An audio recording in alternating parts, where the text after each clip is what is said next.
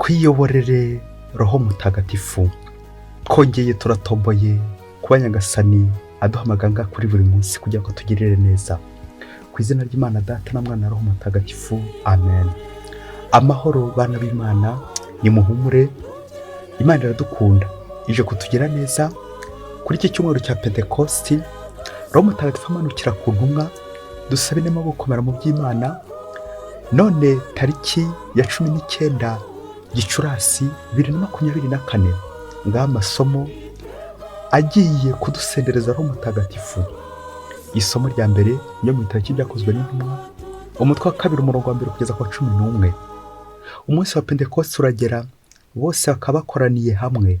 Ako kanya umuriri umeze nk'inkubi y'umuyaga uva mu ijuru, maze wuzura mu nzu bari barimo. Nuko haboneka indimi zisa n'iz'umuriro, zigabanya zijya kuri buri muntu muri bo. Ubwo bose buzura Roho Mutagatifu, batangira kuvuga mu zindi ndimi uko Roho abahaye kuzivuga. Aho rero i Yerusalemu habaga Abayahudi bubaha Imana, bari baraturutse mu mahanga yose ari munsi y'ijuru. Ngo bumve urwo rusaku, rubanda rwose barakorana, maze barumirwa, kuko buri wese yabumvaga bavuga mu rurimi rwe bwite. Barashoberwa, batangara bavuga bati, mbese aba bose bavuga si Abanyagalileya? Bishoboka bite se ko buri muntu muri twe abumva bavuga mu rurimi rwe kavukire? Baba Pariti, Abamedi n'Abaramu, baba batuye muri Mesopotamiya no muri Kapadosiya, muri Ponti no muri Aziya, muri Furugiya no muri Pamfiliya, mu Misiri no mu turere twa Libiya duhereranye na Sireni, baba abashyitsi baturutse i Roma, Abayahudi kavukire n'abayoboke b'idini yabo, Abanyakireta n'Abarabu, twese turabumva bamamaza mu ndimi zacu bwite ibitangaza by'Imana. Iryo ni ijambo ry'Imana. Zaburi ni 104. Nyagasani wohereza umwuka wawe bikaremwa, maze imisusire y'isi ukayihindura mishya. Umutima wanjye singiza Uhoraho, Uhoraho Mana yanjye uri igihangange rwose. Uhoraho, mbega ngo ibikorwa byawe biraba byinshi, isi yuzuye ibiremwa byawe. Ubivanamo umwuka bigahwera, bigasubira mu mukungugu byavuyemo. Wohereza umwuka wawe bikaremwa, maze imisusire y'isi ukayihindura mishya. Ikuzo ry'Uhoraho riragahoraho ubuziraherezo. Uhoraho arakishimira ibikorwa bye. Icyampa umuvugo wanjye umunyure, maze Uhoraho ambere isoko y'ibyishimo.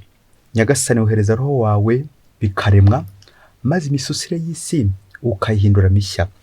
Isomo rya kabiri niryo mu Pawulo Mutagatifu yandikiye Abanyagalati, umutwe wa 5 umurongo wa 16 kugeza ku 25. Bavandimwe, mureke mbabwire, Roho nabayobore, nibyo mutazakora iby'umubiri urarikira. Kuko umubiri urarikira ibirwanya Roho, na Roho igakurikirana iby'umubiri wangira. Ibyo byombi koko birazirana, ku buryo namwe mutagenza uko mwishakiye kose.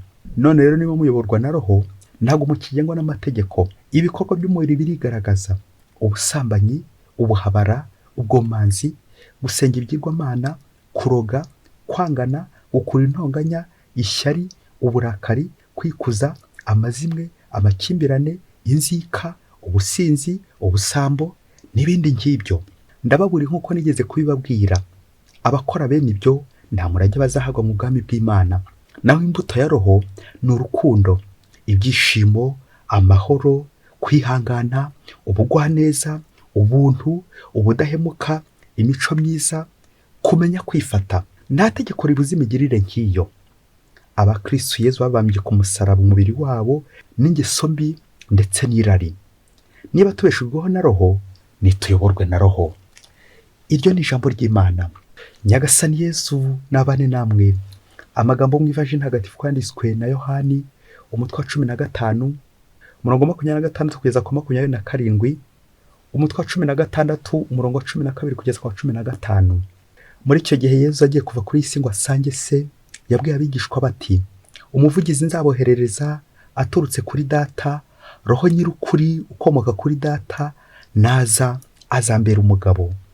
Namwe rero muzambera abagabo, kuko twabanye kuva mu ntangiriro. Ndacyafite byinshi nababwira, ariko ntimwashobora kubyakira. Ariko Roho Nyir'ukuri wo naza, azabayobora mu kuri kose, kuko atazavuga yitumirije, ahubwo azavuga ibyo yumvise byose, kandi akazabahanurira n'ibizaza. Azampesha ikuzo, kuko azahabwa ku byanjye akabibamenyesha. Ibyo data atunze byose ni ibyanjye. Nicyo kinteye kuvuga ko azafata ku byanjye maze akabibamenyesha. Iyo ni ivanjiri ntagatifu. Roho w'Imana uzutuyobora, urugendo ni rurerure. Bayoboke b'Imana, nimugire Roho Mutagatifu n'ingabire ze zose. Kuri iki cyumweru cya Pentecoste turahimbaza umunsi w'ivuka rya Kiliziya, la nouvelle naissance de l'Église. Ku munsi nyine wa Pentecoste nk'uyu, kwamaza inkuru nziza ku mugaragaro.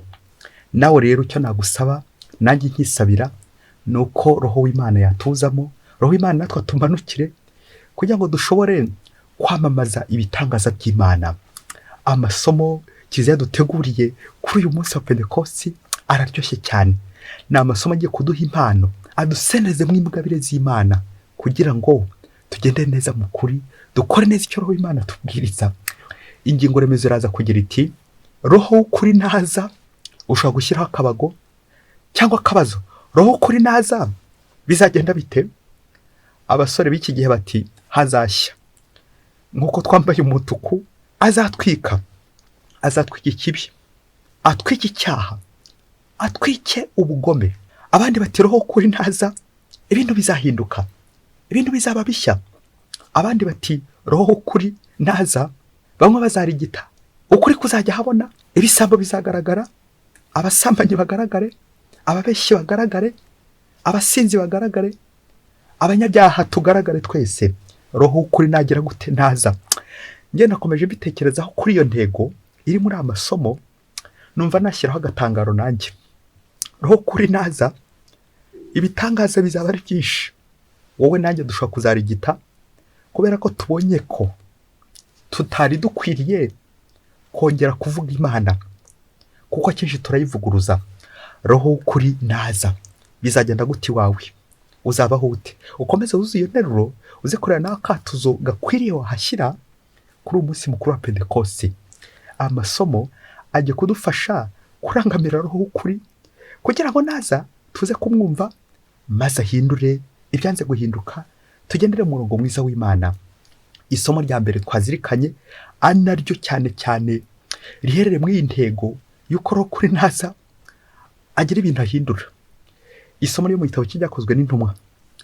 Ubundi igitabo cy'ibyakozwe n'intumwa kigira amazina atatu, nubwo ari rimwe ryaje kwemezwa ku mugaragaro. Mbere na mbere n'igitabo cy'ibyakozwe n'intumwa nk'uko tubizi, ni igitabo cy'ibyakozwe n'intumwa nkuru Pawulo ndetse na Petero, igitabo cy'ibikorwa bya Petero ndetse na Pawulo, ariko cyane cyane ni igitabo cy'ibikorwa bya Roho Mutagatifu. Amen. Roho w'ukuri naza bizagenda bite? Turazirikana iri somo rije riduha amateka menshi tugomba kwibandaho. Mbere na mbere reka tubanze twibuke ko umunsi mukuru wa Pentecoste aho wavuye. Amateka tubwira ko uyu munsi mukuru wa Pentecoste wari mu minsi itatu ikomeye cyane Abayahudi bagomba guhimbaza, ndetse iyo minsi itatu, umunsi wa mbere witwaga Pasaka, umunsi wa kabiri ukomeye witwaga Shavuot ariwo Pentecoste, n'umunsi wa gatatu witwaga Sukoti, umunsi w'amahema. Iyo minsi ngo ko ari itatu, Abayahudi bagomba gukora urugendo yitwaga iminsi de fête de pèlerinage, iminsi y'ingendo nyobokamana bakoraga bagiye Yerusalemu, nanjye kuvuga kuri source, ku isoko, bagiye kuyihimbarizayo. Rero Yerusalemu icyo gihe habaga nyine hakoraniye abantu baturutse impande n'impande baje nabo mu rugendo nyobokamana.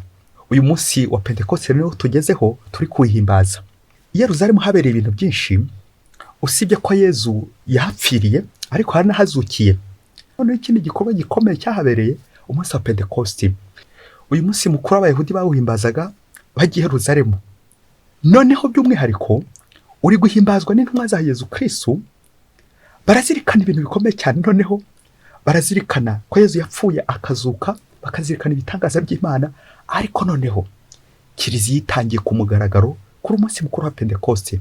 Na niyo mpamvu umunsi ntabwo usanzwe, abaturutse impande n'impande bose ahakoraniye. Na niyo mpamvu tuza kumva nyine urusobe, indimi nyinshi zirimo zitambuka ahangaha, ariko bose buri wese akabumva hehe mu rurimi rwe kavukire. umunsi mukuru wa Pentecoste ushinze imizi muri Bibiliya mu isezerano rya kera.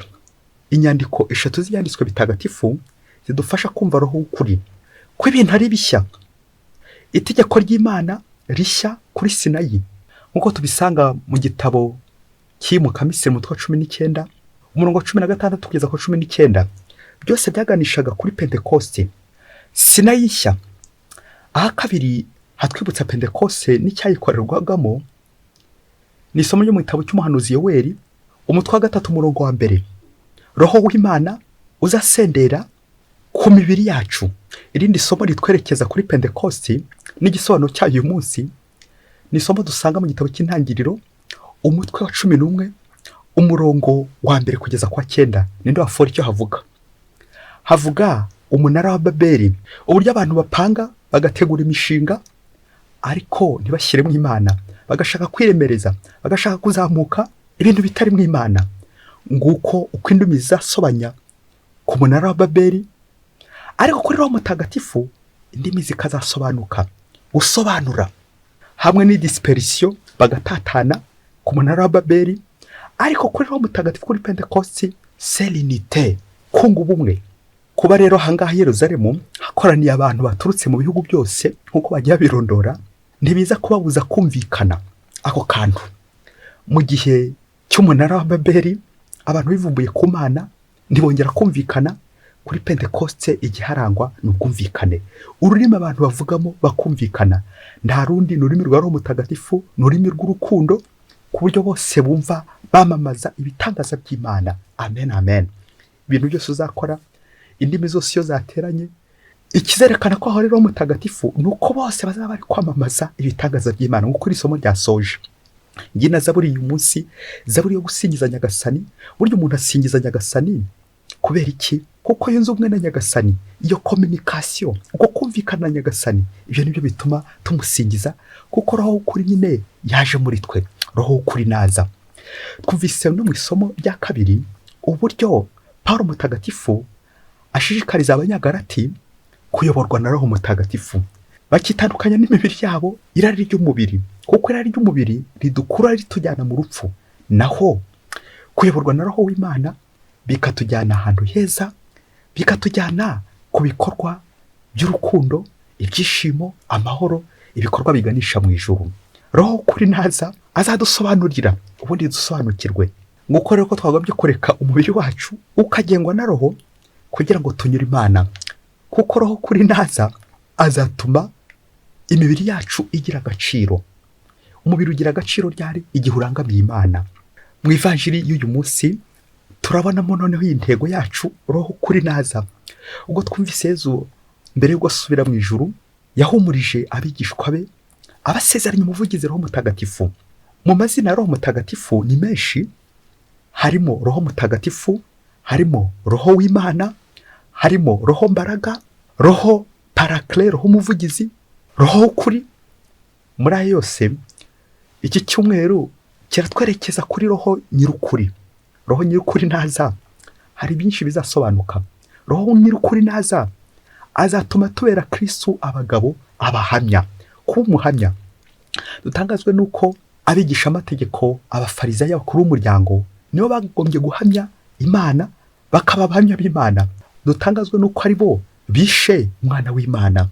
Ubwo se bari bafite Roho Nyir'ukuri? Roho Nyir'ukuri naza ibintu bizagaragara, ikibi kizajya habona. Roho Nyir'ukuri naza. Nawe rero kuri umunsi wa Pentecoste wongera urebe Roho Nyir'ukuri naza azasanga uri hehe? Azasanga uri mu kiliziya, azasanga uri Yerusalemu, nawe azasanga icyumba cyawe gikereye kumwakira, uri gusenga kuko intumwa zari zikinyanye kuri Pentecoste. Pentecoste hemera umunsi wa 50 inama z'Imana. Nawe azasanga aho wifungiranye uri gukora neza, cyangwa azasanga uri mu kinyoma. Roho w'ukuri naza. Uko kuri mubyeyi, ukuri bishatse kuvuga urumuri, gukora neza, bya bikorwa bya Roho Mutagatifu Paulo yatorondereye mu isomo rya kabiri. Ibyo nibyo bizabiranga aho Roho Mutagatifu yageze. Roho w'ukuri muri senakoro uba uri gukora ibikorwa by'ukuri. Roho w'ukuri naza izagenda bite? Mubyeyi, niba ufite agatambaro hafi ugafate kuko iki kintu ngiye kuvuga hari igihe baza gukenera kwihanagura, cyane cyane ugira za emosiyo. Ngo umunsi umwe hirya kure cyane muri Afurika, ngo mu ruganda rumwe rwari rukomeye cyane, byumvikana rwari rufite patro, gera ndetse n'abakozi. Gera niwe wacungaga urwo ruganda, patro yarigendeye mu mahanga. Gera akajya abona abakozi bajya bamwiba, none akajya ashakisha uburyo yazafatisha nk'umwe byibuze ngo muhane abe intangarugero ku bandi. Nuko igihe kiza kugera, umukozi umwe bya bintu by'uko nyine yake batarara bushyitsi, kandi ngo iminsi y'igisambo burya ngo irabaze, ngo umukozi umwe aza kugera atya, wa munsi ugeze ngo aza kwiba igitoki, amaze gukiba arafatwa.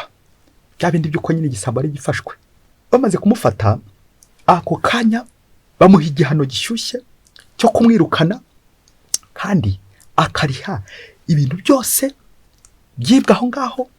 Birumvikana umushahara we ntawe yongeye kubona, ubanza niwe hose barahagurishije, ubundi bamureka agenda amaramasa. Ubwo igisambo kiba kirafashwe, patro wa rwa ruganda aje, ubanza yarababajwe nuko wa mukozi bamwirukanye, ahita afata icyemezo muri ako kanya gishyushye cyuko agiye kwirukana Gera w'urwo ruganda. Ubwo Gera baba baramwirukanye. Gera kubera ko yaramaze kumenyana n'abantu bakomeye muri icyo gice, ashora ikirego arega patro uburyo amwirukanye n'imyaka yose amaze amukorera 10 yose nta n'imperekeza amuhaye.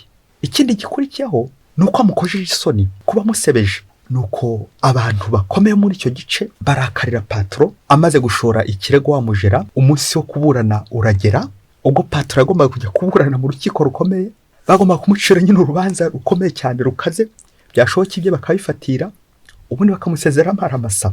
Nuko uwo munsi abantu bakomeye bateranye bose muri urwo rukiko, abakora imirimo myinshi, abacuruzi, aborozi, abahinzi, buri wese muri icyo gihugu umurimo yakoraga ukomeye cyane, bose baterana muri rwa rukiko baje kumva urwo rubanza rwa Gera na patro, ukuntu patro yarenganyije uwo Mugera.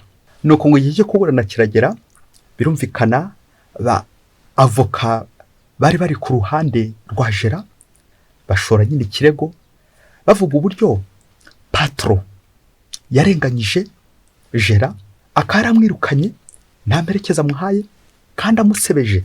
Bari guca urubanza, bareba ko kubyo yagombaga kumuha kugira ngo musezerere babona ari byinshi. Bafata icyemezo cy'uko patro, kubera icyo cyaha kiremereye yakoze, abari aho muri urwo rukiko, abacamanza, nyuma yo guca urubanza bemeza iyo myanzuro ko patro bagiye kumufunga, hanyuma anatangira ishyize akababaro, atangiye 1/2 cy'uruganda rwe. Nuko abari bashinzwe umutekano bazana amapingu.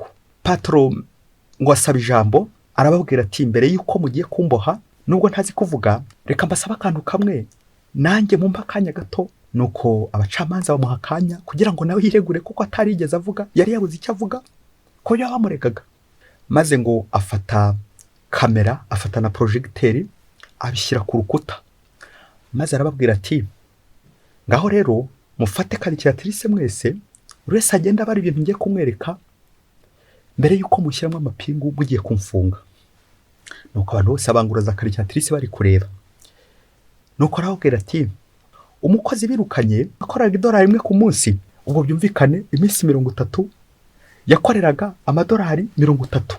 Uyu Gera wanjye yahembwaga $10 ku isaha, ku munsi yakoraga amasaha 12, ubwo byumvikane yahembwaga $120 ku munsi. Ngo ukwezi muze kunkubira ukwezi kw'iminsi 30 yakoraga. Nuko bakubye basanga ari $3,600 yahembwaga ku kwezi. Nuko arangije kubaha iyo mibare, arababwira ati ngaho nimurebe muri iyi kamera. Bose barareba bashishikaye. Dore rero ibyo babonye muri ya kamera horaga muri rwa ruganda iri gucunga babakozi. Bibanda ku ngengabihe ya Gera wa rwa ruganda, uko ingengabihe yari iteye ku munsi. Baza gusanga kwijanisha ingengabihe ku munsi aza kerera amasaha 2, agataha none mbere y'amasaha 2 ko akazi karangira. Ngo yaragiye hehe? Wakesha bagagiye mu ikabare, agiye kuruhuka, bikaza gutuma aza no gukaza kereye kubera ko zari zitaramushiramo, inzoga zari kimurimo. Ibyo byose kamera yabikururaga. Ikindi cyari kiri mu nyengabihe ya Gera, nuko icara mu nteko abaneguranye ari kuvuga abandi, ari gutonganya abakozi, nabyo ngo byatwaraga amasaha 2. Noneho ahandi ngo hatwaraga amasaha 2, ahandi hakane ngo ni kuri telefone, ari gusubiza abantu, bishoboke ko ari no gutereta n'ibindi byinshi yakora kuri telefone. Buriya akaba ari kuri telefone. Ijanisha rero riganisha ku munsi ku masaha 2 yatakazaga kuri telefone, itumanaho ikoranabuhanga kandi atari mu by'akazi. Icya gatanu noneho bavumbuye muri ingengabihe ya jera no gusinzira amasaha y'ikirenga, gufata sieste, agasinzira ku kazi, akiryamira amasaha 2 agashira, yarangiza akajya kota akazuba. Ubwo kamera zaramufataga. Noneho nyuma bakoze ijanisha ingengabihe 6, baza gusanga byibuze aho yakoze amasaha menshi ari 2 ku munsi. Nuko baza kwanzura bati muri iyo filime baba bari kureba ibyo kamera yari imaze kubahereza, ati niba ku munsi ahembwa amadolari 120, ubwo yibye angahe ku munsi? Baza gusanga nawe ukoze imibare yaribye amadolari 100 ku munsi. Ayo ukuri yakoreraga ni amadolari 20. Ubwo se mu minsi 30 yibye amadolari angahe? Baza gusanga ari amadolari 3,000 ku kwezi. Ubwo birumvikana ukomeza ukube mu myaka 10 yari amaze kwiba amadolari angahe, bikurikiye n'ijanisha abacamanza bamaze gukora. Sinifuza gukuha imibare abacamanza basanze amadolari iryaguye mu myaka 10 yari amaze kwiba. Nuko nyuma yo kumva iyo mibare no gukora ijanisha, abategetsi bakomeye bari bicaye aho ngaho, babacuruzi bakomeye, babandi bose baje bashyigikira jera, bose bagenda basohoka bahere ku bari bakomeye kurenza abandi. Nuko bagera hanze babaza bati ko muri kwiruka? Bati yewe dusanze tutari ibisambo gusa ahubwo abajura. Nuko bose bakagenda biruka bagenda basohoka. Abacamanza nyuma yo kubona ibyo byose baza kwanzura ko jera nta naho yabona, nubwo bagurisha ibyo yatunze byose ntabwo ashobora na rimwe kuzishyura iryo deni arimo ry'ibyo yibye. Nawe ubura ahantu yari gitera neza, arangije arapfukama asaba imbabazi, ati nakiriye mu bikomeye, kuko aramaze kubona nyine atari igisambo gusa ahubwo ari n'umujura. Imyaka yose amaze akora ko ari 10 kwari ukwiba gusa. Arabacamanza baraho bose barumirwa, buri wese agatangara avuga ati koko nsanze ntari igisambo gusa ahubwo ndi umujura. Nuko baraho mu rukiko bose baratangara, kuko buri wese yahise yiyumva narinjye kuvuga mu rurimi rwe bitewe n'imirimo akora n'amasaha akora. Buri wese yisanga ari igisambo, buri wese yisanga nta numwe muri butariba, bose ari ibisambo. Sinifuza gukubwira uburyo urubanza rwaje kurangira, patron nyine atangaje ukuri, ahubwo ndifuza gukubaza ikibazo. Ari jera, ari uyu mukozi wibye igitoki bakamwirukana, umujura ninde kurusha undi? Igisambo ni ikihe kurusha ikindi? Bayoboke b'Imana, Yezu Kristo akuzwe. Roho kuri naza. Buri wese azavuga mu rurimi rwe. Ushobora kuzavuga mu rurimi rw'ibisambo, ukavuga mu rurimi rw'abasambanyi, ukavuga mu rurimi rw'ababeshyi, ukavuga mu rurimi rw'abanebwe, kuko nyine utamenye Roho w'Imana. Roho kuri naza azagaragaza ukuri ahantu guherereye, agaragaza icyaha cy'isi, agaragaza uburyo abantu ari abanebwe, agaragaza uburyo abantu ari abajura, kandi ko ari abajura uhereye kubo hejuru. Mubyeyi, Roho kuri naza azagaragaza akarengane k'abanyarucari, bene ngofero babuzukuru ba rushati, babandi tugenda dukandamiza, babandi uhemba intica ntikize, warangiza ngo uri patro wabo, uri jera wabo, kandi icyo bahemba ni intica ntikize.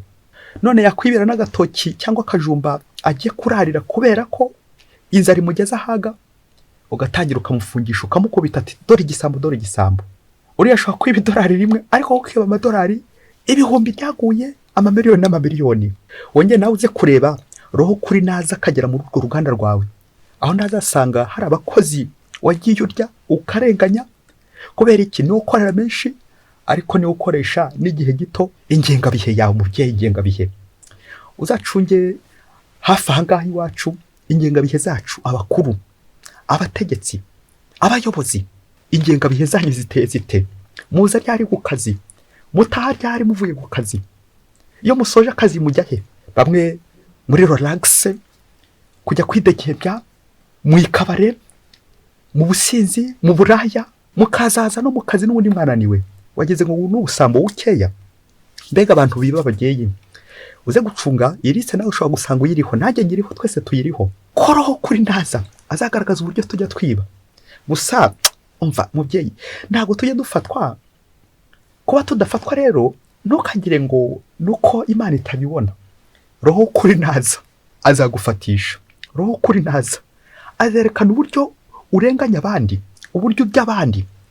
Nibwo uzasanga abantu bakomeye baturira mu mibare, bakarira baciye bugufi mu mibare, bakora gake ariko bagahembwa menshi, bakora amasaha makeya ariko bagahembwa ibifaranga byinshi.